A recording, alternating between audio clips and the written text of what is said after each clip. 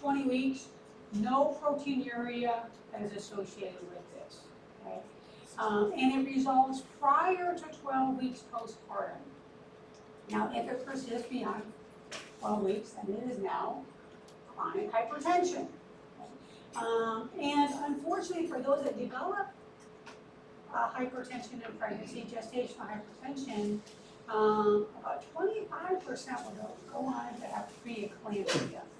And when I trained, preeclampsia was no joke. You are running to find all the help you can get. Like, you've got to save these people and everything. Over the years, yes, it's still very serious, but they kind of separate out categories of what is really, really concerning and what can we probably manage without immediately delivering the baby. You can have chronic hypertension that has superimposed preeclampsia. So you have worsening of their chronic hypertension, meaning there's blood pressure that's starting to creep up or suddenly increase with a new onset proteinuria or evidence of end organ dysfunction. Think about end organ dysfunction, we're thinking about headache, we're thinking about blurred vision, they might have abdominal pain, they might have some lab abnormalities as well as associated with this.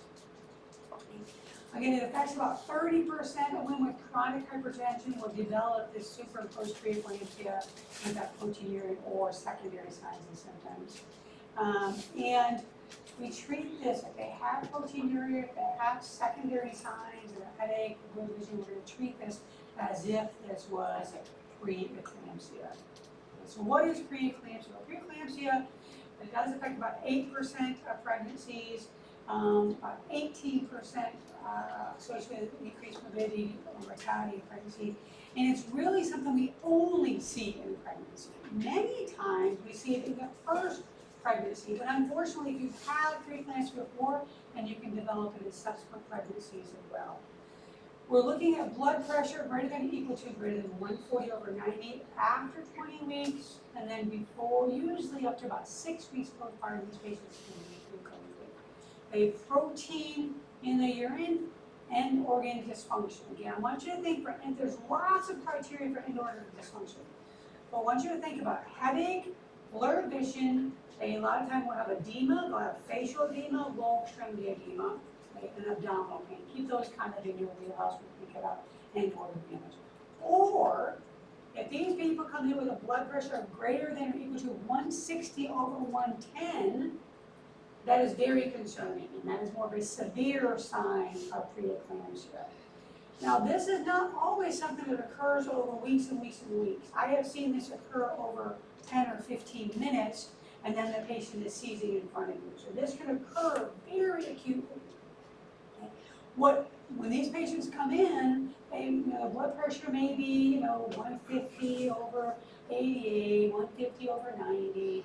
Got a little bit of a headache. Otherwise, I'm not sleeping well. The baby's not sleeping well. I haven't been drinking a lot. So you kind of just put off some of their signs and symptoms, and then when you walk back in, you're seizing. Okay? So it can rapidly transform into life-threatening situation, even though they look pretty stable in front of you. So I had a patient come in. She was from, I think she was from Nigeria, and her husband is stationed here. So she came in, she was about 4 weeks postpartum, and she came in for constipation. And she was very uncomfortable. She wasn't on the monitor or anything. She was standing up, leaning over the bed. She was just really super uncomfortable.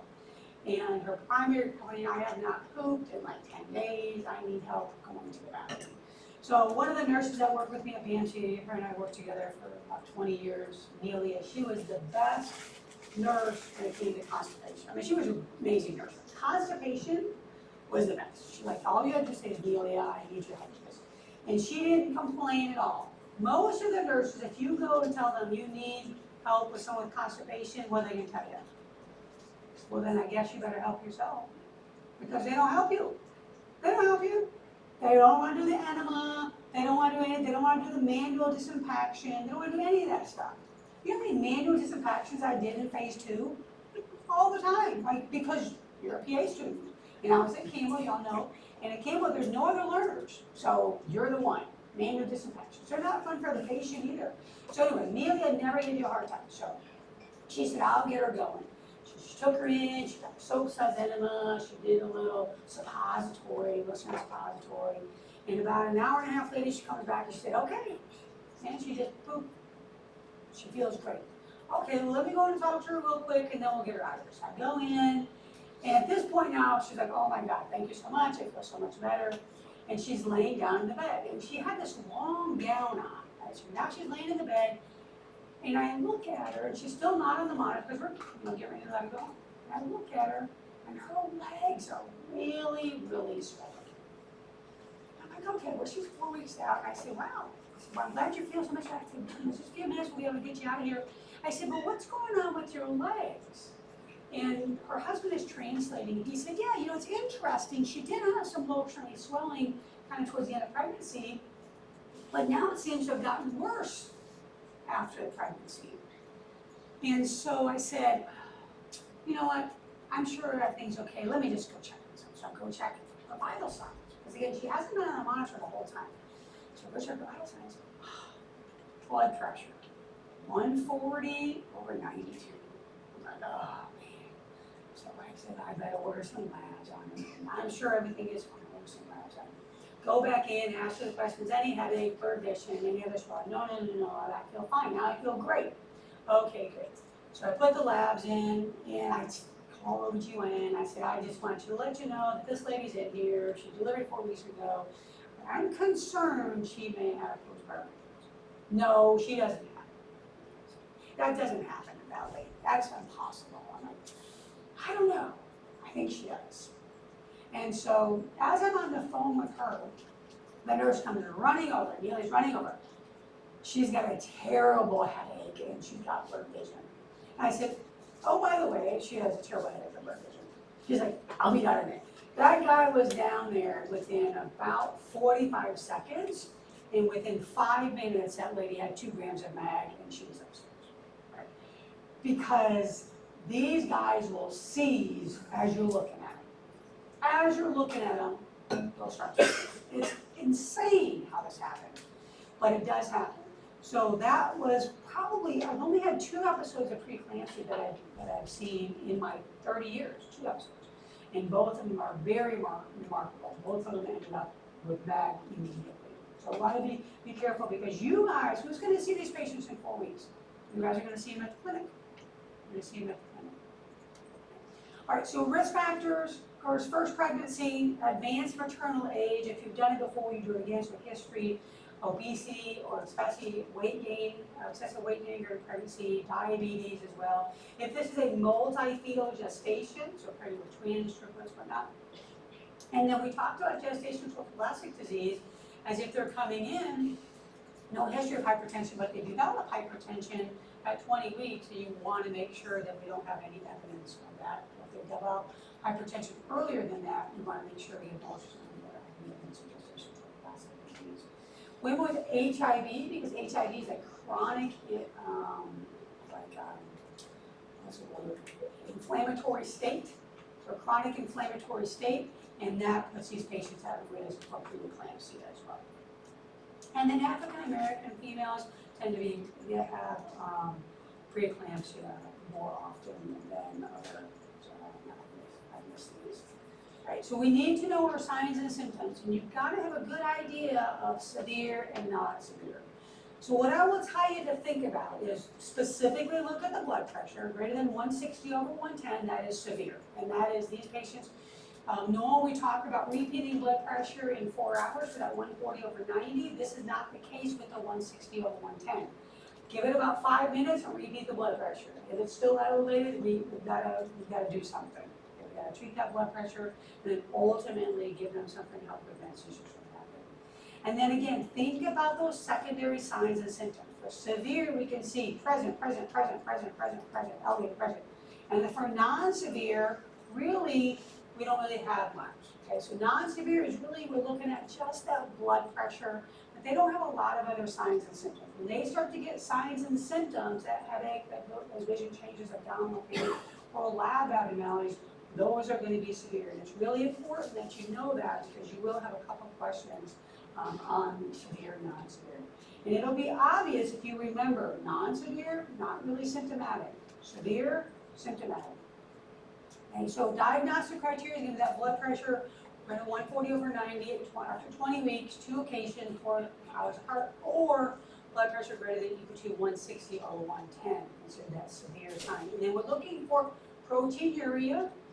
Okay, a lot of times we're not going to get the 24-hour protein unless these patients have had their blood pressure increasing, and then that will be ordered typically by the OBGYN. So for us, it's probably going to be a dipstick, and we're looking for 1+ or greater protein. That was 1+, 2+, and on. Or thrombocytopenia. Okay, so we're going to do the CBC. We're going to do a chemistry. We're going to do LFTs. Looking for a change in the liver enzymes as well. Headache, vision disturbances, and then ultimately, if they're seizing, then that goes on to the clinician. Okay, and then they may have pulmonary edema as well. Again, because of all the other changes, they'll start to collect fluid in their lungs. How do we prevent this? There's not a lot, but aspirin has proven to help reduce the chance. There's nothing we can completely do to prevent it, but it definitely reduces the chance. Low-dose aspirin, 81 milligrams. Remember, high-dose aspirin is not recommended. NSAIDs are not recommended, but low dose is okay. And that is according to USPSTF and American College of Gynecology. We typically like to begin this after 12 weeks and ideally before 16 weeks would be best. Okay? And this will continue on until delivery. Okay, so how do we manage if it's non-severe? Oftentimes, even in non-severe, they'll still admit them to the hospital to monitor the blood pressure for a day or two. Okay, they're going to monitor for development of those severe signs and symptoms. Okay, but if they have hypertension only and no development of severe signs and symptoms, then they're going to treat them with antihypertensives. Okay, maybe they have to increase their dose, they have to change the medication, and then they're going to have them follow up in the antenatal unit. The antenatal unit, usually once a week, maybe twice a week, depending on what their blood pressure is, for those frequent blood pressure checks. They're going to be monitoring fetal growth, make sure that's okay, and they're going to continue to assess for signs of preeclampsia, more of those severe signs. Ultimately, the definitive treatment is going to be the delivery, and vaginal route is going to, this is not an indication for C-section delivery. Okay? We may have to induce labor, okay, but we don't need to do a C-section. They can still deliver vaginally. Okay?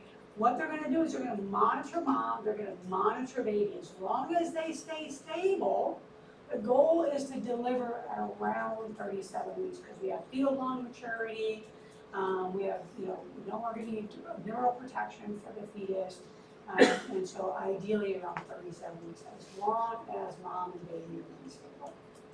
If they are severe, severe signs and symptoms, so that blood pressure greater than 140/90, and those signs and symptoms, or blood pressure greater than 160/110, we want to treat the blood pressure and treat for seizures. Okay, so when I train, we gave them mag first, and then you treated blood pressure. Nowadays, ideally, we give them both at the same time, but if you can't, blood pressure first, bring that down, then give the magnesium. So IV blood pressure medications work best. IV labetalol, nifedipine you can give, or clonidine can also be used. Okay? The IV labetalol would be best, or IV hydralazine. We like labetalol a little bit better because hydralazine really can kind of drop the blood pressure pretty quickly. Same thing with clonidine, it drops that blood pressure, so ideally we'll use the labetalol. And then seizure prophylaxis magnesium. This is not just a little magnesium, this is a lot of magnesium, 4 to 6 grams as your loading dose. Okay? As your loading dose, usually over a matter of about 15 or 20 minutes, they've got that 6 grams in them already. Again, ultimately, the definitive treatment is going to be delivery of the baby. Vaginal route is preferred, even in severe signs and symptoms or severe preeclampsia, even if we have to induce them. Again, it's going to be based on how well mom is doing, how well baby is doing. Ideally, if we can get these patients, these babies up to about 36 weeks, then that would be ideal. If not, if they're less than 34 weeks, then they will give corticosteroids to help fulfill lung maturity, and then they will deliver after the dose of corticosteroids. We want to try to keep baby in there as long as possible. All right, so again, magnesium, 4 to 6 grams, loading dose, that's over 15 to 20 minutes, and then after that, 2 grams an hour, usually that's put in a 100 ml bag. The problem with giving so much magnesium is magnesium toxicity. Okay, so magnesium toxicity, when magnesium levels get greater than 10 milligrams per deciliter, that can lead to toxicity. So these patients are admitted to the ICU, and they're typically going to be monitored. If they're admitted to a floor, it's going to be a monitored floor, and they're going to be monitored for magnesium toxicity. DTRs will tend to decrease as an earlier sign of magnesium toxicity, and then respiratory depression as well. Okay? So respiratory depression, if it's greater than 12, we don't have to manage it. If it starts to get less than 12, 10 or so, then we're going to start to give them medication. And what do they do to treat this? Well, we give them calcium. Calcium gluconate, and you don't need to know the doses. Just know about toxicity. Greater than 10 milligrams per deciliter, DTRs, and respiratory rate. You need to know that. All right. If we don't do things correctly, we're going to end up in this situation. These patients are going to be seizing. So preeclampsia with seizure is an OB emergency, and that is called eclampsia. And for us to manage eclampsia, we need 2 large bore IVs. We got to try to control their airway. We got to stop the seizing. So for eclampsia, if they are at the point where they're seizing, the #1 treatment for that, the initial treatment is going to be that magnesium. We're going to try to stop the seizing with the magnesium. And then ultimately, it will be blood pressure control. Okay? So a little bit different when we talk about that. If you don't manage those seizures, then the blood pressure is not going to really matter. Okay? So blood pressure or seizure control with magnesium, still got 4 to 6 grams, and then 2 grams an hour. And then antihypertensives, we still talk about the same antihypertensive, IV hydralazine, IV labetalol. Obviously, PO medications don't tend to work in a patient that is seizing. The blood pressure goal is less than 160 over 110. Definitive treatment is delivery. And again, not necessarily by C-section. Vaginal delivery, if they can stabilize mom, they can induce mom, and then that is recommended. So why? Anybody know, we have diazepam that we can give that, but anybody know why that's not our first line? What's that? So it does cause some, the studies do show that there's more of a problem with newborns. If you, as far as APGAR score, if you give them something like diazepam or Ativan, but it's it's really their mechanism of action, right? So, well, people go into have eclampsia because usually a cerebral vasoconstriction of the blood vessels. And so magnesium works as a calcium, so like a smooth muscle relaxer, right? So it works a lot better in the studies because it relaxes the muscles, it relaxes the vessels, so it increases blood flow to the brain. And so there's been probably, at least 6 or 7 studies that specifically look at MAG versus Ativan, MAG versus phenytoin, MAG versus diazepam. And all of those studies say this is a much better medication. But if the seizure continues despite giving the MAG, then you can add diazepam. Just with the expectation that the APGAR scores would certainly be effective. Okay. So some sequela. There's a lot of pretty significant consequences for severe preeclampsia or eclampsia, especially if you are not managed correctly.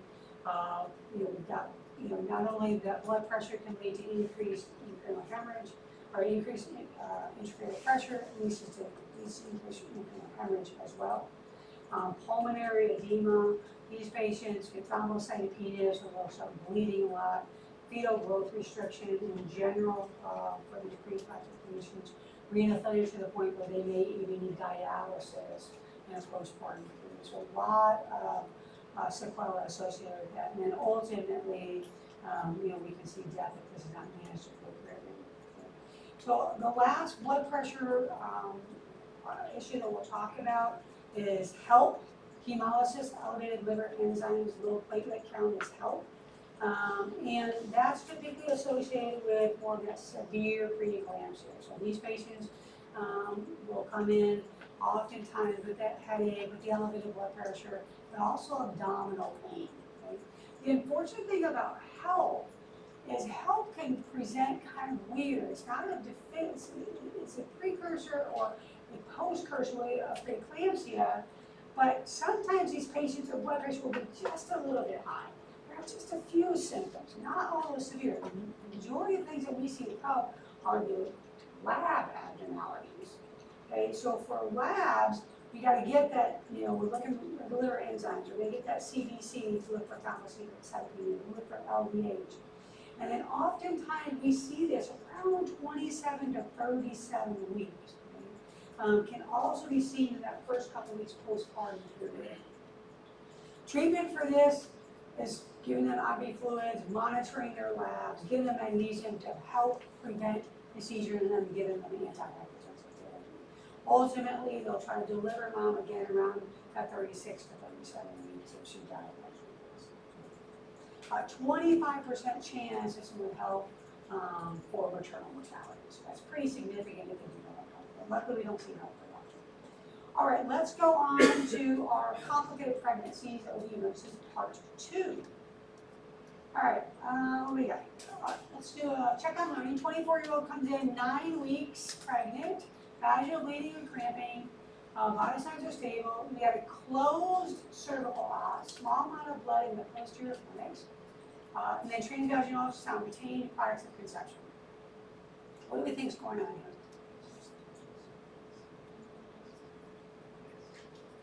Missed? Do we see anything on there about fetal heart rate? No. So we have retained products of conception. That means stuff is in there, but it's not viable. Okay. Anytime you hear products of conception, that is a part of a pregnancy. There was a non-viable pregnancy, and then part of that pregnancy is remaining. Okay. So this would be a missed abortion. Okay. Remember, the other thing that would be similar would be something like threatened, which is the os is closed. We're threatened, the os is closed, but we have that fetal heart rate. That's just threatened. And then 23-year-old comes in at 7 weeks, vaginal spotting, severe nausea, vomiting. That's been there since the beginning of pregnancy. Vital signs are stable. Cervical os is closed. Small amount of dark blood in the vaginal wall. And then transvaginal ultrasound, echogenic uterine mass with snowstorm appearance. What do we have? Gestational trophoblastic disease, right? Gestational trophoblastic disease.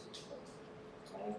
Subchorionic hemorrhage, different topic. No, we see a rectal mass, and then missed abortion we already talked about. Placenta.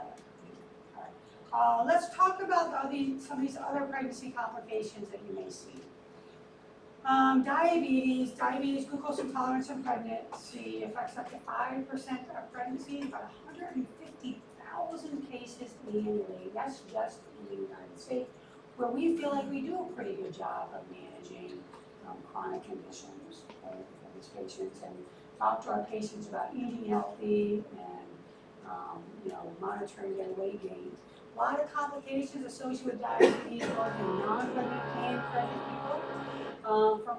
For mom, it increases their likelihood of developing gestational diabetes, can worsen chronic hypertension, increased risk of urinary tract infections, increased risk of preeclampsia, and then macrosomia, big babies. And so moms tend to gain a little bit more weight, and then diabetics tend to either, if they're poorly controlled, they have super small babies. If they're good, well controlled, then they have pretty big babies. And then increased risk of fetal demise, especially if it's poorly controlled. Polyhydramnios, which is excess amniotic fluid, is associated with this as well. Again, we got that macrosomia, 4,500 grams, that's about almost 10 pounds for that baby.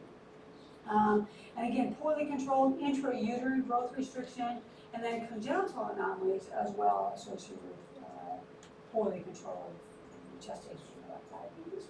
So patients that have diabetes, the goal really is to be normal glycemic.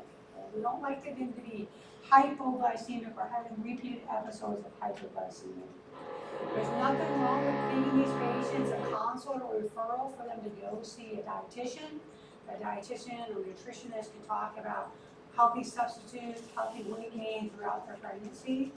And then ideally, we're going to monitor their fasting glucose. If it remains above 95, insulin. Insulin is still the recommended treatment for gestational diabetes or diabetes in pregnancy. If they had diabetes before pregnancy, they're going to probably put them on insulin.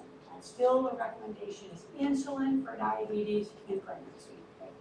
FDA, there's been a lot of different studies out there trying to get us to move over to oral agents like glyburide or metformin. However, it is not yet approved for that. I just saw a patient 2 weeks ago in the ER, still given insulin for diabetes. Okay? If someone does have gestational diabetes, there's a 50% chance in the next 20 years they're going to develop diabetes. So the goal is hemoglobin A1C of 6%. However, if that cannot be achieved without these patients becoming hypoglycemic or having frequent episodes of hypoglycemia, they will have this permissive allowance of an increase in hemoglobin A1C as long as they maintain normal glycemia, because that's ultimately the goal. And that's all you gotta know for diabetes. Insulin. Insulin, if fasting glucose remains around 95. When do we do our diabetes testing? 24 to 28 weeks. Okay, so you do it at your very first prenatal visit. They're going to do a bunch of labs, and then 24 to 28 weeks is when they're going to do the glucose challenge. Remember, you've got to know step 1 and what would then push them into step 2 as well. All right, asthma in pregnancy. Certainly, when people have asthma, they get pregnant, they are concerned about how is this going to affect my pregnancy. It's hard to determine, but they feel like if their asthma pre-pregnancy is fairly well controlled, it's probably not going to affect the pregnancy at all. Now, if mom has to constantly be on steroids because your asthma is poorly controlled, then certainly that's probably going to affect the pregnancy. So ideally, before mom gets pregnant, we're talking about good control of these chronic medical conditions. So severe disease prior to increased morbidity throughout the pregnancy. For these patients, oftentimes, if they have more of a severe disease, they'll send them to the pulmonologist, and they'll ask the pulmonologist to help them manage these patients during their pregnancy with medication. They're going to monitor pulmonary function tests, and things like budesonide and albuterol, those are okay in pregnancy. So budesonide and albuterol, we can give those for inhaled corticosteroids and inhaled beta agonists, so they're completely safe in pregnancy. We want to talk to mom about avoiding environmental triggers, just like we would outside of pregnancy.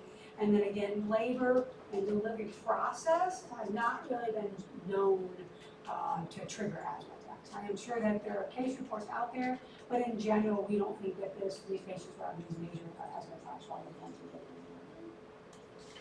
And DVTs and PEs, it's a big deal. So we're one of the leading causes of pregnancy-related death, not only during the pregnancy, but in the postpartum period as well. And a lot of the literature will say that that postpartum period, there's an even higher risk of DVTs and PEs than there is during the pregnancy. So you guys probably learned about the Virchow triad, right? So we've got that stasis, we've got vascular injury, and then we've got hypercoagulability. If you have venous stasis, okay, that's going to lead to endothelial injury or endothelial damage. And then the overall hypocoagulable state of being pregnant because of increased estrogen, increased pregnancy, or increased progesterone puts these patients that are pregnant at that increased risk for VTE events to occur. So again, things that we have to think about, not only the pregnancy, but if mom has to be bedbound for, for whatever reason, You know, whether she's having vaginal bleeding, or she's having back pain, or complications of pregnancy where they're saying, look, you need bed rest, that's gonna increase their risk. If they have to have some sort of surgery during the pregnancy, that's gonna increase. So something, any sort of immobility. Okay, but I want you guys to kind of look here. So we've got increased risk associated with C-section delivery, increased risk in that postpartum period. You don't need to memorize all of these different things that increase risk, okay? So you can kind of just cross that out. But know if someone comes in, they're pregnant or early postpartum, chest pain, shortness of breath, low extremity swelling, could be a PE, could be a DVT. And you need to know how that's going to present. So again, these guys have to have a risk factor. We're looking for a risk factor. Being pregnant is our risk factor. Maybe a history of immobilization as well. If they have pain or swelling of the lower extremity, positive Holman sign. You know, Holman sign, how accurate is that? Not great. Not great. I mean, you should be able to look at the leg for the most part of that. I don't look right. I don't have to do a Holman sign to figure out that entire leg in this woman. Okay, it seems to affect the left leg more than the right, but I don't know. I mean, probably more like, you know, 60-40 type situation. And to evaluate this, it's going to be ultrasound. Ultrasound is going to be, so usually we'll do a duplex ultrasound, Doppler ultrasound of the lower extremity. And then what about Wells criteria? What about D-dimer? No, not validated in pregnancy. Remember, pregnancy is an inflammatory state, so any of those inflammatory markers that we use are going to be increased, and maybe from a clot or babies to the fact that she's pregnant. So you cannot use Wells criteria, we cannot use D-dimer, they're not reliable. We've got to use our physical exam, we've got to use our ultrasound, and if these patients come in with chest pain, shortness of breath, we've got to use a CT. A CT pulmonary embolism is kind of our standard for evaluating. We used to admit them and do DQ scans, but DQ scans have more radiation than CTs for this. So we'll just do a CT pulmonary embolism in those high-risk patients. Treatment, not cumulative. They do not do cumulative, it crosses the placenta. So Lovidox is going to be your primary treatment, low molecular weight heparin. And we try not to use heparin itself because of risk of thrombocytopenia. So treatment should be easy. Lovenox. Same as we would give out, you know, if someone's not pregnant, we like Lovenox. And then avoid heparin, avoid treatment. Okay. Anybody watch that show, My Crazy Addiction? There's some crazy stuff on there. There's some crazy stuff on there. So this is one of those things that you can see on there, pica. So pica, they have, I know it says that they're strange foods, but it's not really foods, it's actually non-foods. They have these strange cravings for non-foods, like dirt, like ice, like they want to suck on metal. They want to eat like plant stuff, right? So it's not bread, but like the sourdough that you make the bread out of. You want to eat that kind of stuff. When I was at Bragg's, a primary care PA, this CNA, she would walk around with this little baggie.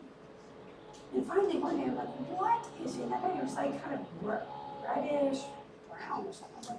I'm like, okay, you gotta tell me what's in that bag, because every now and then I'd see her pull something out. I said, what's in there? She's like, clay. Clay? What's you eating clay for? And she's like, I don't know, I've always liked this clay. I'm like, that's weird. And I said, oh, where do you get it from? Well, my dad sends it to me from Georgia. So this is North Carolina. So she can't even, it's not North Carolina clay, like specifically Georgian clay that she has to eat. And I'm telling you, she always had this little baggie of her clay. And every now and then, I told her, I said, you really need to get your labs drawn. Because it seems to be associated with things like iron deficiency anemia. And maybe that's why the Georgia clay, right, specifically. I don't know. So iron deficiency anemia, I would know that. And in pregnant women, because oftentimes they are substituting healthy food for this non-food stuff, increased risk of preterm birth, I would know that too. Preterm birth, the increased risk, 2-time increased risk of preterm birth. And I talk to our patients about got it, but not during pregnancy. Let's wait till after pregnancy to eat your stuff. Hyperemesis gravidarum, we've talked a little bit about this. This is that severe nausea vomit. Oh, I can't eat anything, I can't drink anything, I'm so sick. Okay, these patients, instead of gaining weight in pregnancy, they're losing weight in pregnancy. On your analysis, we can use ketones in their urine. A lot of times I have electrolyte derangement, hypokalemia, hyponatremia. And so for these patients, the biggest thing is we do these labs, we do this urinalysis to make sure there's no other cause. Don't forget, we talked about gestational trophoblastic disease as a cause of hyperemesis gravidarum. So oftentimes these patients with hyperemesis gravidarum are coming in early in their pregnancy. And they've had this from the beginning of pregnancy, or they've developed it within the first few weeks of pregnancy. So gestational trophoblastic disease needs to be your differential for this. And these patients, if they are not eating and drinking well, can have a lot of complications, not only electrolyte disturbances, but I mean they can have kidney failure, acute kidney failure, acute kidney failure. If you don't have enough circulating potassium, and what does that cause? Death, cardiac arrest. You have potassium in your body, so they can have, if they're vomiting all the time, they can have Mallory-Weiss tears, they can perforate their esophagus. I mean, all of those things can occur. So we take this pretty seriously when these patients come in and we actually see electrolyte derangement associated with nausea and vomit. How do we treat this? Oftentimes hospitalization. So when you see them, you can give them a couple liters of fluid, you can give them a little bit. These guys are, they're beyond the B6, they're beyond the Unisom. These patients usually need some sort of IV antiemetic. So IV fluids, if they bring them in the hospital, they're still not gaining weight, then they can give them TPN. Okay, but usually just a couple of days of IV fluids, give them antiemetics, and then these guys go. Remember with the antiemetics, anything anti can cause a prolonged QT. Well, even ondansetron can cause prolonged QT. So the only Cat B for pregnancy is going to be ondansetron, but promethazine, prochlormethazine, both of those are category C, which means it leads for risk of benefit risk. And then we think about prolonged QT or even serotonin syndrome associated with these medications. So if we can avoid them, we will, but oftentimes in hyperemesis gravidarum, they need something more than just the B6 and something. The advanced maternal age, when I trained, advanced maternal age was 40, and now advanced maternal age is greater than 35. A lot of risks associated with advanced maternal age: hypertension, diabetes, aneuploidy, preeclampsia, okay, placenta previa, 3 times the risk in a 35-year-old versus a 25-year-old. Much higher C-section rate as well, okay, low birth weights. All these are significant issues, which is why some of advanced maternal age gets seen by specific obstetricians. They have obstetricians that specialize in these patients that are higher risk. And it doesn't matter how healthy they are, they're still going to be filed by me for this high risk. Okay. Multiple gestation. So if someone is pregnant with twins, triplets, and so on, they themselves are at risk just by having more than one baby, more than a singleton baby. Okay, so the rate of twins in the United States really varies by ethnic group, but as women get older, they actually have an increased risk of having multi-field gestation, even if it doesn't run in the family. But if it runs in the family, that increases their risk as well. Okay. So we talk about some family concordance. Oftentimes we think about it skipping every other generation. If they have good nutrition, that increases the risk that they're going to have a multi-gestation pregnancy. Taller and heavier women have a 25 to 30% chance of twin gestation. I don't know how that correlates, but that's what the literature talks about. Okay? And then if they have increased FSH levels, which usually we're not checking in pregnancy, but if they do, there's a correlation that those patients will have increased risk of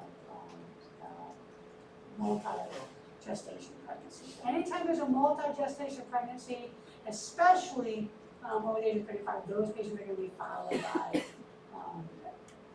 maternal medicine as well. Okay? And then we have some terms that are associated with a multi-gestational pregnancy. We have superfetation. So superfetation is the fertilization of two different ova, so two different eggs, in two different cycles.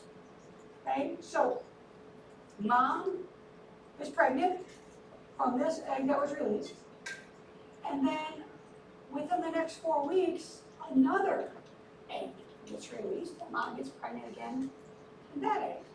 Okay, and this is often not determined early on in pregnancy. Okay, so they come in, babies are little.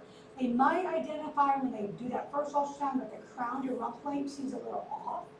But why is this baby measuring at 10 weeks and this baby measuring at 9 weeks? And then really when they do the next ultrasound, 18 to 22 weeks, you're like, ah. Or they'll bring them back and do ultrasounds in the interim. And they're like, something has happened here. These babies are a month apart, which indicates that we have two different eggs that will fertilize at two different time periods. So how do they do that? How do they deliver those babies? Just at the same time.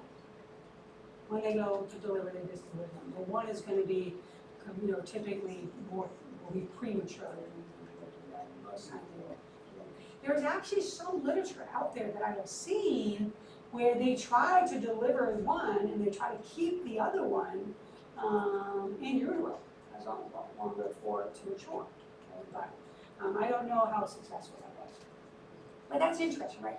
Even more interesting is this one, a superfecundation. So now we have fertilization of two different ova during the same cycle. So there may have been more than one egg released. That's not unusual, right? Fraternal twins.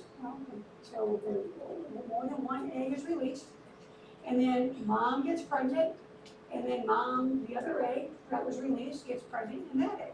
Okay? That's not, anybody heard of that? That's not unusual, right? I mean, it's unusual to have two eggs that are released. But what's even more unusual is remember that the egg lasts for about 24 hours, so it can be fertilized in the entire 24 hours, and then the sperm lasts about 6 days. Is if mom happens to have intercourse with more than one person during that 24 hours. Or the sperm lasts for 6 days, so really during that 6-day period, where the sperm is still hanging out, we got one ova, and we got the other one, and two different partners, maybe even two different races. So you see what we have here? We have African American baby and we have white baby, Caucasian baby. This was two different daddies. So this was a lady in England. She was married to the Caucasian guy. And babies come out. This is one of those dads that I'm like, Lucy, you got some splaining to do, right? You got some splaining to do. And so this can happen. This can happen. I have actually read probably about 3 or 4 articles on this happening. So not very common, but if you are in phase 2 and this happens to you, you've got to email me. You've got to send me a picture of that. All right, let's take a break. Pregnancy is, we got increased risk for fetal demise. We've got increased risk for low birth rate of 1 or low for all of the babies. And how many is in there? Of course, increased risk for preterm labor as well. And then even congenital malformations and hypertension is associated with multi-gestation pregnancy. The uterus really doesn't like having 2 or more people in the belly. So when it stretches excessively, that's what leads to that preterm birth, preterm labor. And then other things that can occur, something like a little bit rare, the twin-to-twin transfusion, where essentially one twin kind of lives off the other twin.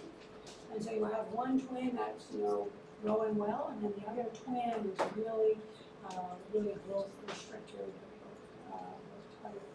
And so we can also have things like we see in this picture, where parts of their body are kind of joined twins. Now, when I was in oh my gosh, I must have been maybe in high school, I guess, that's when these girls were born. You guys remember hearing about any of these girls? No. What about the 2 Asian kids that were born with their head Shuang and Chong? Very similar to that. Very similar to that. Their heads are like this, and so they were able to separate them and both lived. The reason why their parents, these guys' parents, did not separate them is because they knew if they separated, they would have to choose between one or the other, because they share heart, they share abdominal organs as well. And actually, both of them, I think, are not married. If they're not married, no, not married. I'm old, and they're not as old. So they're 40s, I guess. So they're good. Again, multi-fetal pregnancy, they're going to be followed by maternal fetal medicine. Another pregnancy complication that we can see, too much fluid. We can also have too little fluid, which we'll talk about next. Too much fluid. We call it polyhydramnios. And again, we don't see this a lot, but it affects up to 2% pregnancies. And it is defined as a volume of more than 24 centimeters of fluid in the belly. So I would kind of remember, you don't need to know how to measure it. I took those slides out because it's kind of important. I know how to measure it. But greater than 24, that's identified, that's unusual. Less than 5, it's not enough. We need to have just enough fluid in the belly for the babies to do well. This is more common in multi-fetal gestations. And then we also can get this from things like those torch infections. So torch infections, diabetes, fetal anomalies. One of the main fetal anomalies that we'll see that can cause this is the tracheoesophageal fistula. During the first half of pregnancy, the amniotic fluid is made up from water of mom, from mom's body. But during the second half of pregnancy, where does this amniotic fluid come from? Baby's urine. Baby's urine, right? So normally the baby will swallow the amniotic fluid and it excretes it back out. Swallows it and excretes it back out. But if they have an anomaly like a tracheoesophageal fistula, then what happens? They can't swallow, which means they can't. Okay? So they're not keeping things equal. They can't swallow to reduce or keep things equal. So they're still peeing, or they're still peeing out, but they can't swallow it. Okay? So they're still creating some of that fluid, but they're not able to swallow it down and get rid of it. So that increases the amount of amniotic fluid that's happening. Okay? And then another cause we might see is something like RH incompatibility. So mom did not get Rogan, mom's RH negative, means RH positive, and they get Rogan, then that can cause polyhydramnios as well. How do we treat this? Okay, so depending on the cause, but sometimes they can treat this by doing amnio reduction, where they'll just take fluid out. They'll put a needle into the belly, ultrasound guided, and they'll pull some of that fluid out. This does increase the chance of preterm labor. It also increases the chance of the amniotic sac rupture, so those are some complications. And then ultimately, people that have polyhydramnios, excess fluid, there's increased risk that these guys will have to have C-section delivery, increased risk that these babies will want macrosomach or larger babies with a kilogram, which is about 9 pounds, 8.5 pounds, and then certainly increased perinatal mortality that's associated with this. Again, oligohydramnios is not enough fluid, less than 5 centimeters, still affects about 2% of patients. And if this is seen early on, kind of early part of the second trimester, the pregnancies don't tend to do a lot more poor prognosis that's associated with that. Okay. We can have rupture of the fetal membranes if this occurs, if they come in and during an ultrasound they identify that they have a decrease in the amniotic fluid. That's one of the things we're going to assess. Is there any indication this is the rupture of the membranes? And that's why we have a decrease. We're just trying to identify it. Again, ultrasound to assess any sort of fetal anomalies that may cause this. Okay, if we see this after the middle portion of pregnancy, oftentimes we're going to have some fetal changes that we'll see as well. Fetal growth restriction, the placenta sometimes will not, it will be more low-lying than it will be on the upper portion. And then maternal complications like preeclampsia or the biggest thing is we've got to evaluate for any evidence of rupture of membranes, and then they're going to do ultrasound to assess for fetal growth. Again, things that can cause this, medications, maternal medications can cause this. If they have, mom is dehydrated, mom's not taking the fluids in, they got to have fluids in order for that, for the body to create that amniotic fluid from the beginning. If there's problems with the placenta, if there's congenital abnormalities, usually for the fetus for this, instead of tracheoesophageal, it's going to be more that the kidneys aren't working well, or the bladder is not functioning well. So they can't make their urine for the amniotic fluid. So kind of understand the difference between that. Polyhydramnios is going to be tracheoesophageal, where they can't swallow it down, and so it's building up.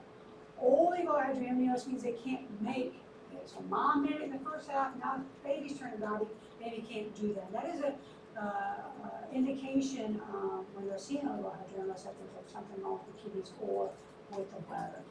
And again, medications, we talk about ACEs, we talk about ARBs, and that's why we don't use those. And anti-inflammatories, we don't use those medications in pregnancy. Pregnancy complications, we can see with oligohydramnios, stillbirth, preterm delivery, certainly growth restriction in the fetus because there's not as much room to grow. You know, the amniotic fluid allows more room in the uterus for them to grow. We can, as early on, if you have a pulmonary hypoplasia where the lungs don't develop correctly. And the treatment is, if this is from mom, from dehydration, we want to encourage mom to drink plenty of fluids throughout pregnancy. Right? And sometimes they will consider an intrapartum amnio fluid where they're going to put fluid. So what kind of fluid do they put in there? Almost saline. I mean, they're not taking amniotic fluid from someone else and putting it in. Just put normal saline in there, and then they'll infuse that in there, and that replaces that amniotic fluid. Fetal growth. Fetal growth varies for all sorts of reasons, include geography. So this little graph here, there's fetal growth from different places in the United States from the 1950s to the 1990s. And so in general, we can see that most of the fetal growth is pretty even. They start at the bottom and they are about the same. And then at the end, at that 42 to 44 weeks, they come out and they actually lose a little bit of kind of, plateau at the end. They plateau at the end usually because the placenta is kind of given out. There's not much room in there, except for folks who's from Missouri. From Missouri, it's showing me state.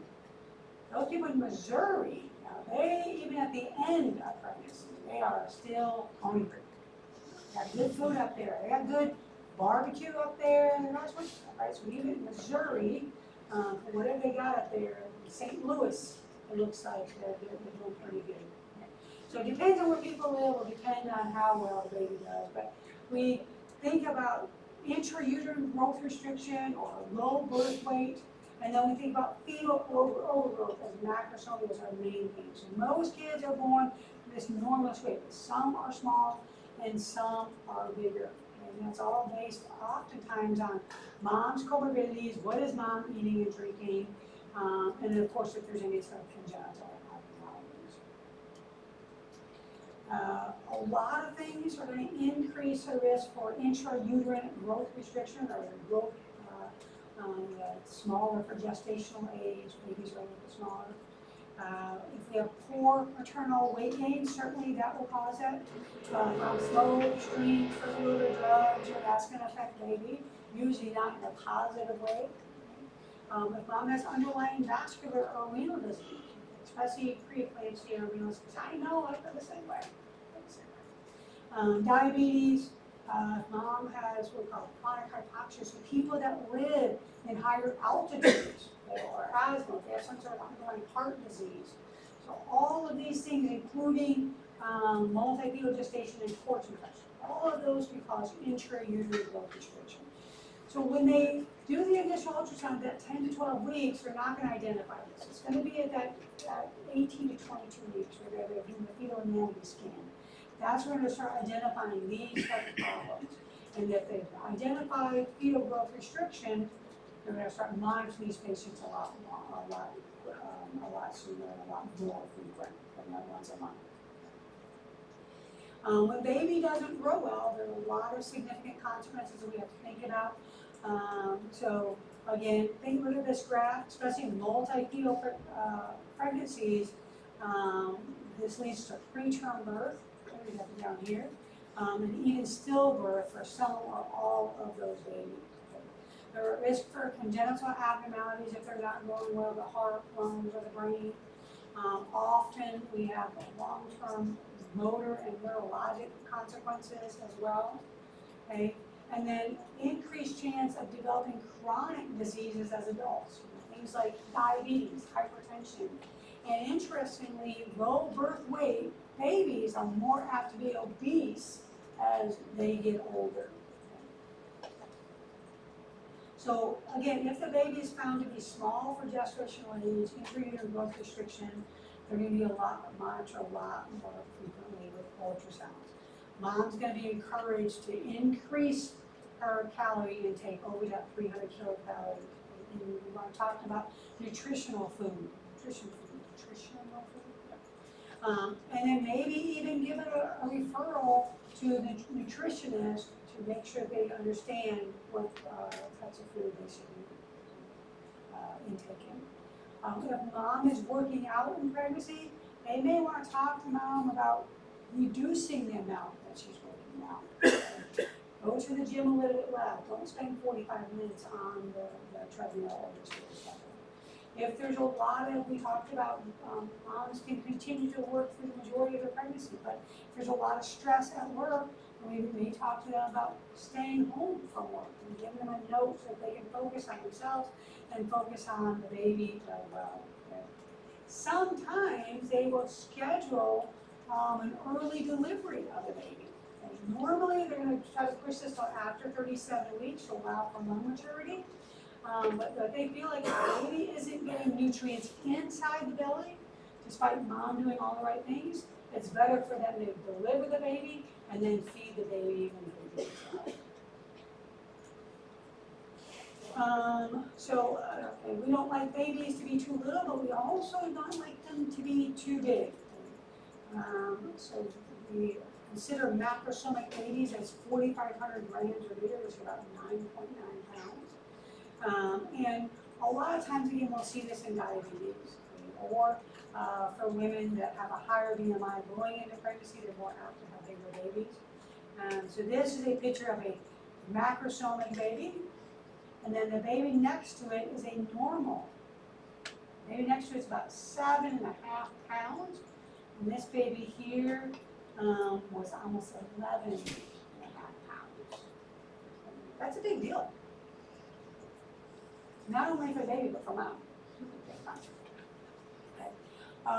Multifactorial problems associated with big babies. Okay. One, babies running out of room to grow. Okay. They're not going to get adequate nutrition because of their size, and you've got to get that baby out somehow, right? So ideally, vaginal delivery. But increasing rates of C-section delivery are associated with those macrosomic babies, because those babies tend to get stuck as they're trying to get out. Okay? Also, as they're trying to get out, we have an increased chance of perineal lacerations and significant lacerations, grade 3 and grade 4 lacerations. Increased risk of postpartum hemorrhage as well. There's also an increase of protracted or prolonged labor. And a lot of times this will stem from something like shoulder dystocia. Again, as mom is trying to push baby out, that baby gets stuck at the shoulder, and they're not able to get the shoulders together to get baby up under the pubic surfaces. If that happens, sometimes baby will come out looking like this baby, which is cute as a button, but you see the arms on this baby are kind of out like this. And that is from a thing called Erb's palsy, where the nerve gets damaged.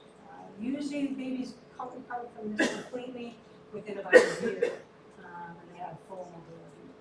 When I trained, if they had any problems getting these babies out, we would do clavicle fractures. They would intentionally break the clavicle so they could pull the shoulders together and pull the baby out. I don't think they've done that in a while, but I distinctly remember putting my hand in a baby that a mom that was delivering and breaking their clavicle. So that's something you should do.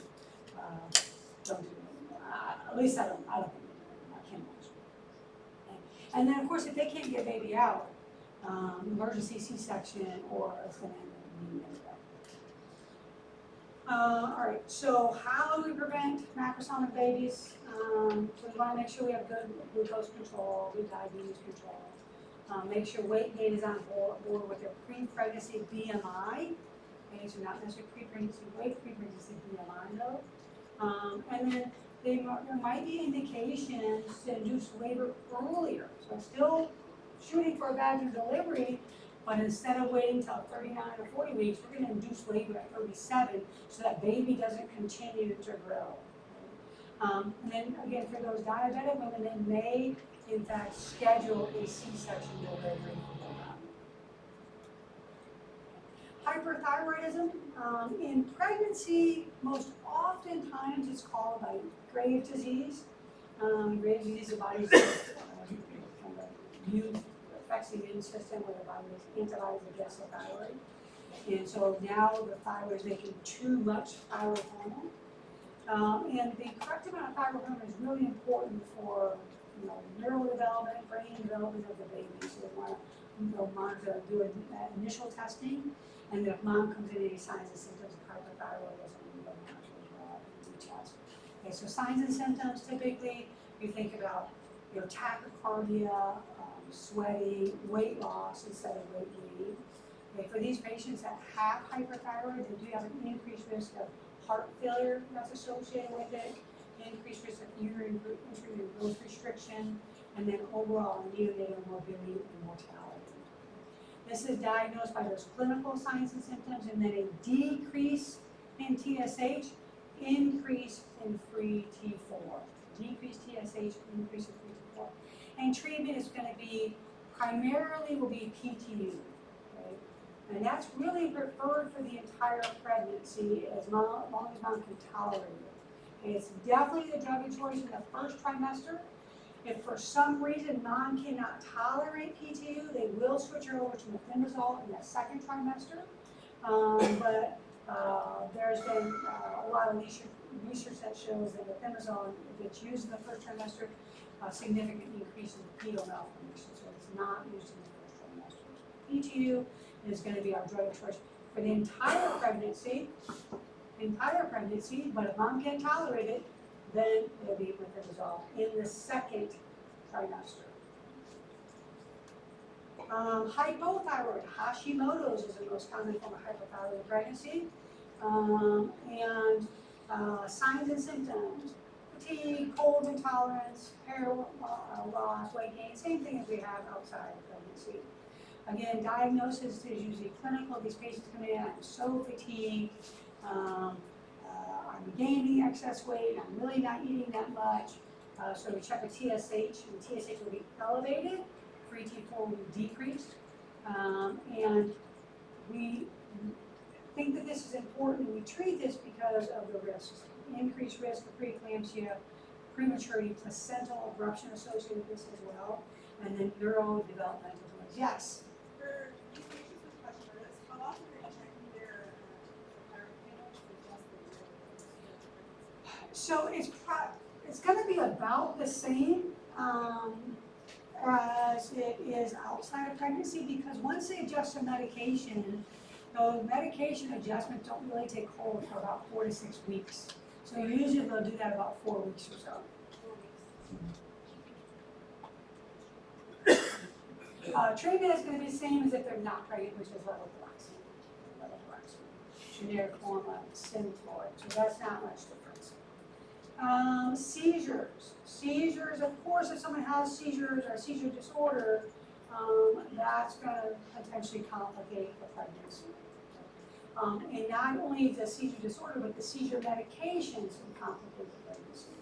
And we think about things like spontaneous abortion, preterm labor, hypertension, all of those can be associated with worsening with patient seizure disorder. A lot of these medications that they're on for seizures outside of pregnancy are teratogenic, and they can cause neural tube defects, and so they're going to assess those medications. And remember, anybody that's on the majority of these medications, like folic acid, we want to talk to them about increasing their amount of folic acid. You guys remember what we're going to increase it to? 4, right? And also think about folate and vitamin K. That can cause folate and vitamin K deficiencies. And then we think about treatment for this. We want to keep these, ideally, we'll keep these guys on one medication for their seizure disorder, monotherapy at the lowest dose possible. And nowadays, one of the most common medications used in pregnancy, do you guys know seizure disorders? Like lamotrigine or levetiracetam. Those are the most common medications. So oftentimes we'll take them off of folic acid and then they'll put them on. But ideally, monitor these patients, folic acid, vitamin K supplementation, and then go try to put them on monotherapy. If someone comes in and they have a seizure disorder, it's a known seizure disorder, and they're seizing, then we're going to monitor, or we're going to treat them the same way as if they were not pregnant. So this is where we have diazepam, we have Ativan for the acute treatment, phenobarbital, phenytoin, also medications. So monitor their airway and then treat the seizure. Of course, if there's no history of seizures and they're coming in and they're seizing, then you want to think about eclampsia as a cause, and that's going to be treated with magnesium sulfate.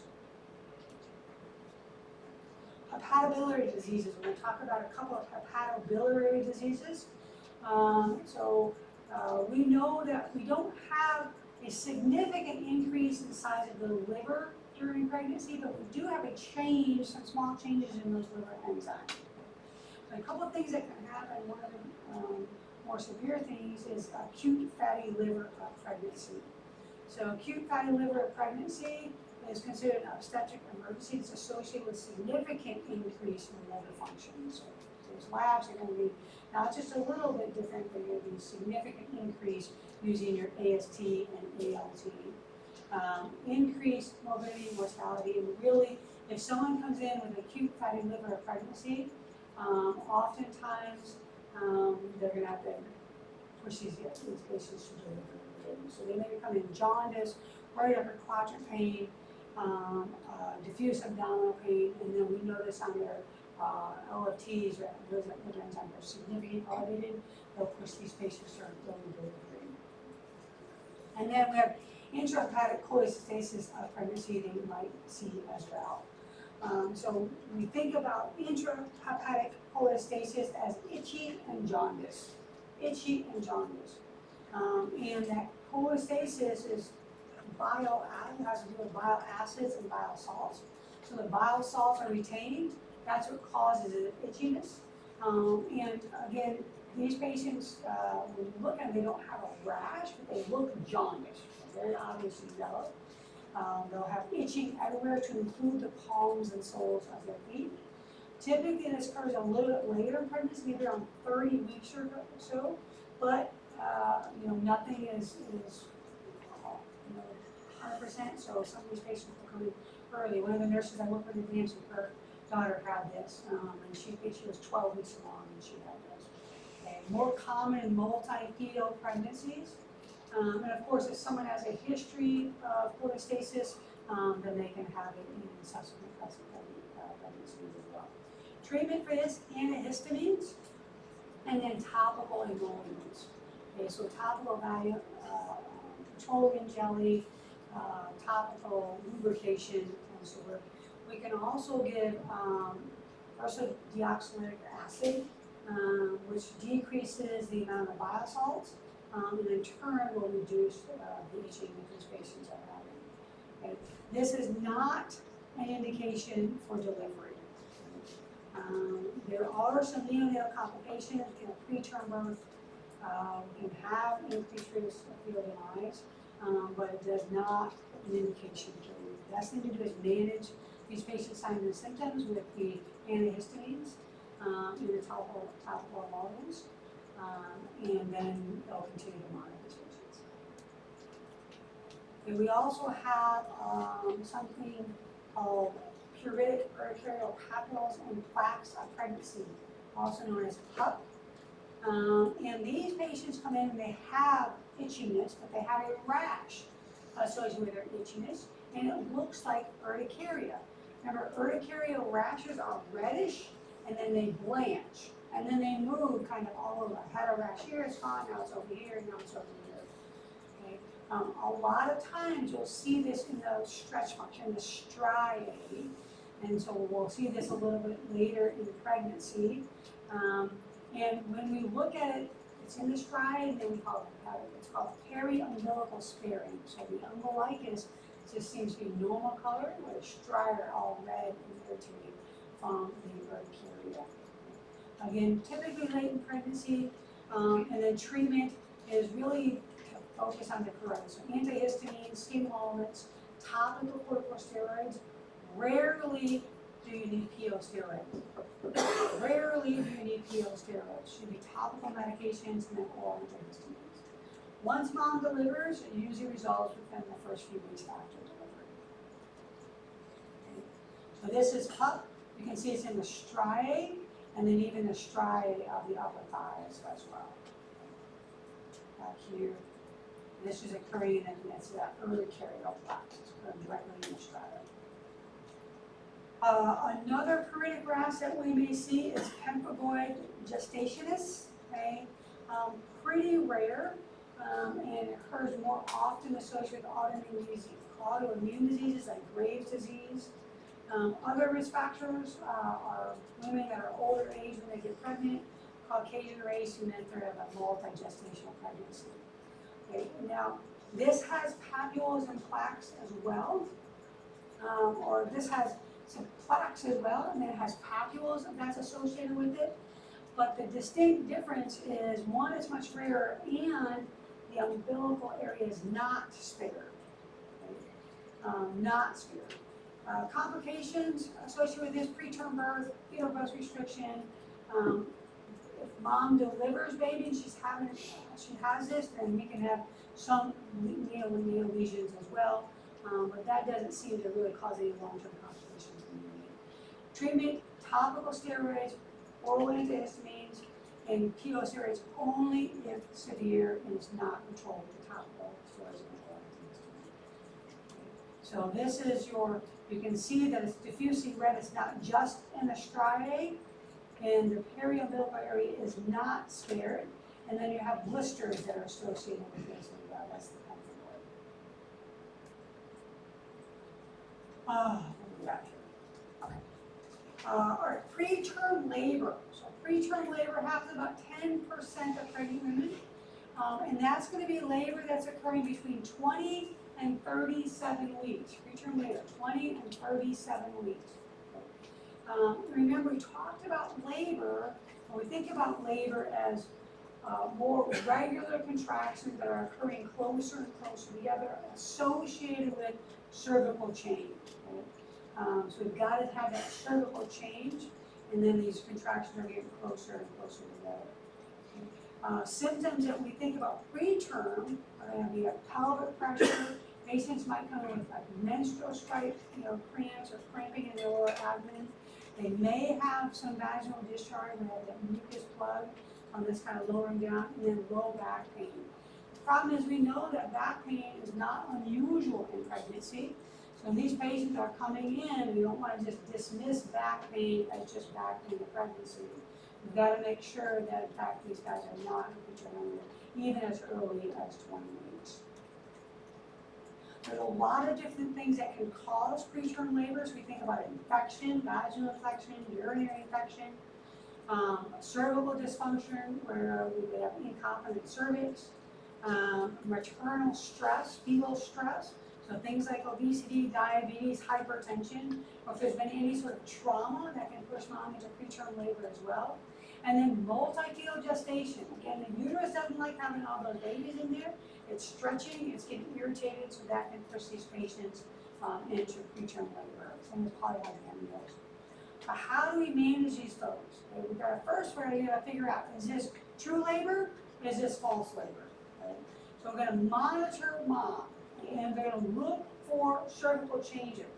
So we'll do a cervical evaluation initially, and then 2 hours later, they're going to look to see if they have any change in the size of the cervical os. Do we have dilation in the cervical os or no? If we don't have any change in the cervical os, then that suggests that this is probably false labor, and they're more likely to send mom home. Okay? They're going to recommend that mom hydrate, okay? That they not strict bed rest, but they sort of kind of reduce the amount of activity that they have. And then typically, if they do that, these false contractions, these contractions will go away in about 20% of those cases, as long as they're well hydrated. Okay, they're going to make sure that there's no evidence of infection by doing vaginal swabs or doing a vaginal exam, doing a urine culture, and they'll send that off and evaluate for any sort of infection. Okay, if mom's GBS status is unknown, group B strep, they'll oftentimes culture that with a plan to administer prophylactic antibiotics in the intrapartum period if this continues on into labor. And then we got to make sure that there's nothing going on with the baby. Do an ultrasound to rule out any sort of fetal anomalies, and then they'll document that. If mom is 23 to 34 weeks, okay, they're going to give a dose of corticosteroids, okay? And that is for fetal lung maturity. Especially if there's imminent delivery, they want to try to get those lungs as mature as possible before they deliver the baby. That can be done with betamethasone, or it can be done with dexamethasone. The effects only last for 1 week. So if mom comes in, mom is 23 weeks, and they give this dose of steroids, mom is at 24 weeks, and she comes, she still hasn't delivered, they're monitoring until 24 weeks, then they'll give her another dose. They're just going to monitor. They're going to try to keep baby in there as long as possible, and they'll give these steroids up until 36 weeks. And then magnesium sulfate is also given between 24 and 32 weeks. And this is for fetal neuroprotection, to help reduce the chance of this baby having cerebral palsy at birth. 4 to 6 grams will be given, and then if they have, typically they'll try not to do it for more than 5 to 7 days. Just more than 5 to 7 days to decrease the fetal calcium levels. Remember, we need that those fetal calcium levels for fetal bone formation. So again, this is if mom is, this is true labor, they're identifying they're going to give the steroids, we're going to give magnesium. Sometimes they'll do tocolytic therapy. Okay? That's tocolytic therapy is really to try to buy more time. We don't want mom delivering these babies at 23 to 24 weeks. So they can do tocolytic therapy. If they buy more time, it also allows the steroids to work. It also allows the magnesium to work. And it may allow them time to get the baby to the proper hospital that has some sort of NICU that can manage this premature baby. Okay? So if mom is between 24 and 32 weeks, indomethacin is going to be the tocolytic of choice. And what that does, it helps reduce the release of prostaglandins, and that can help in turn stop the contractions or reduce the contractions that release. It's not given after 32 weeks. Okay? After 32 weeks, you go to something like nifedipine, because indomethacin causes premature closure of the PDA. Okay? So 32 to 34 weeks, nifedipine is going to be the medication of choice. And nifedipine is a calcium channel blocker, so it prevents calcium from entering myocytes, and then ultimately reduces the contractions that way. Things we don't, or contraindications to tocolysis, if they're over 34 weeks, we generally don't use tocopherols. We do understand that we ideally will get mom to 36 weeks because that's when the fetal lungs are most mature. But there's a lot of evidence out there that says that if there's any evidence of like fetal demise or not reinsuring patterns, then for these patients, they tend to be okay. So 34 weeks, the lungs tend to be okay, and we can go ahead and just let mom continue. There's no reason to have tocopherols, especially if we have any non-reassuring patterns. Okay, if they're greater than 34 weeks, allow that labor to progress. Okay. Again, the fetal lungs are not as developed as we like, but they're developed enough. They need a little bit of oxygen, a little bit of respiratory support once they're born, but otherwise they tend to do pretty well. Now, if labor stops spontaneously, there's no direct evidence that mom needs to stay in the hospital. There's no direct evidence that she has to be sent home on strict bed rest. And there's no direct evidence to maintain tocopherols. If labor stops, mom will be sent home with return precautions if it starts again. They do recommend, though, abstinence, so pelvic rest, nothing in the vagina, no physically demanding work, exercise, you want to hold off on any exercise, and then they'll come back at a minimum of a weekly follow-up for the evaluation. Okay, premature rupture of membranes and preterm premature rupture of membranes. Premature rupture of membranes is a rupture of membranes before the onset of labor, happens about 8% of pregnancies. And then preterm premature rupture of membranes is the rupture of membranes before the onset of labor and before 37 weeks. Okay, that's our preterm, right? It's a lot less likely to occur, only 1% of pregnancies. If it occurs prior to 34 weeks, you get really concerned because the fetal lungs are not developed, so it leads fetal lung hypoplasia. And then usually if they have PP-ROM, most of these patients are going to deliver within 5 weeks. So we want to try to keep the baby there as long as possible, many times within a week, preterm premature rupture of membranes. What causes this to happen? Well, premature rupture of membrane, we're not really exactly sure, but for PP-ROM, preterm premature rupture of membrane, we got a lot of different causes. Again, cervical incontinence, polyhydramnios, multi-fetal gestation. If mom is very thin, she's more likely to have preterm premature rupture of membrane.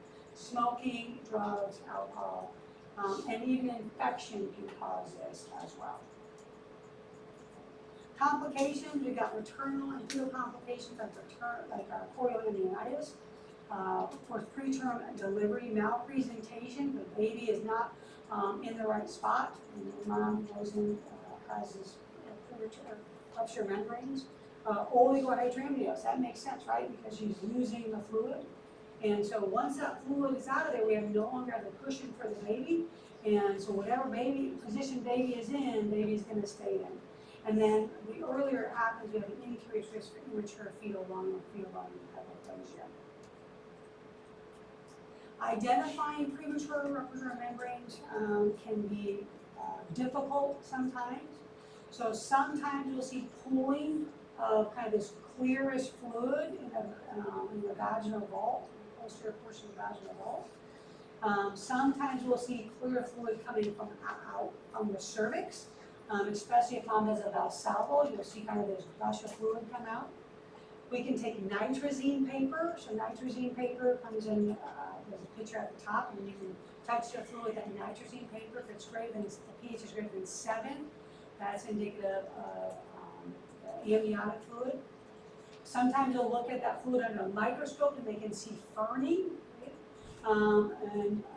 There's over-the-counter testing as well called Andisure, and Andisure detects that amniotic fluid. So there's several ways, and you'd think it would be easy if you see pooling of fluid in the vaginal vault, but sometimes there's blood in there as well, so then it's hard to tell is this amniotic fluid, is this blood, or is it a combination of both.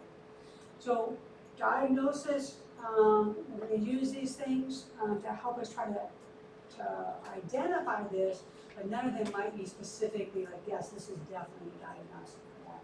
So on exam, we do our exam, we know we should do a sterile speculum exam for these patients, and usually we do not recommend digital exams for these patients that we're concerned about premature rupture.